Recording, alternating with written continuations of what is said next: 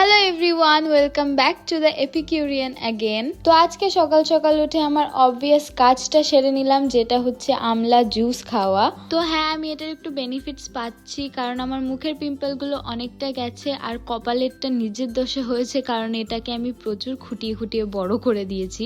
I hope ওটাও খুব তাড়াতাড়ি চলে যাবে। দেন আমি ব্রাশ করে ফ্রেশ হয়ে নিচ্ছি, কারণ আমার ব্রেকফাস্টটা করতে হবে, কারণ কাল রাতে আমি তেমন কিছুই খাইনি। তারপর এবার পালা ব্রেকফাস্টটা করার। তো ব্রেকফাস্টে আমি খুবই সিম্পল দুটো বয়েলড এগ নিয়েছি, উপর থেকে একটু ব্ল্যাক পেপার আর সল্ট দিয়েছিলাম।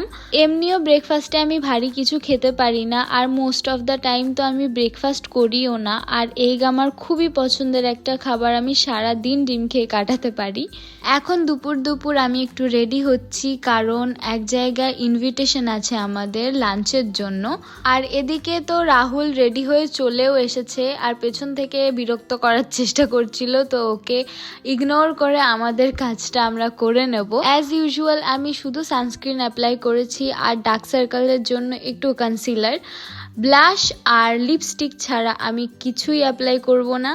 তো আমি 2-3টে লিপস্টিক ইউজ করে একটা লিপস্টিকের শেড বানাই। সো আমাকে কেউ জিজ্ঞাসা করলে তো আমি বলতেও পারি না এই লিপস্টিকটা কোথা থেকে কিনেছি। দেন এখানে হেয়ারটা সেট করে আমি আমার গোল্ড পেন্ডেন্ট চেইনটা পরে নিলাম, যেটা আমাকে রিসেন্টলি আমার মাম্মাম দিয়ে গেছিল।